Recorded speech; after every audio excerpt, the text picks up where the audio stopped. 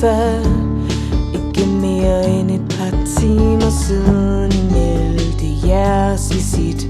Det hele virker stift. I siger, at tiden er til noget andet, at I er flyttet fra hinanden. Og i morgen på mors fødselsdag kan vi se, hvor hun er flyttet ind. Mor fortæller, I vil være et couple living apart, at kærligheden bor imellem jer endnu.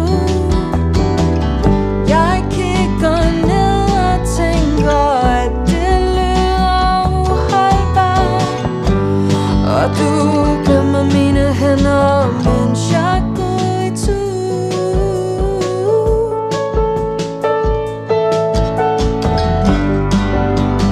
Tænker, der blev jeg til et delebarn mellem et couple living apart. Et træk, der virker smart. Farvel, kys til det, der var. For at blive et couple living apart. Er det desperat? Jeg lærer i slow-mo, mens vi kører ind i gården. Hvilken dag, hvilken fødselsdagsmorgen. Kortet mellem fingrene. Hun læser det, så kommer tårerne. De andre træder ind i mors nye hjem, men jeg når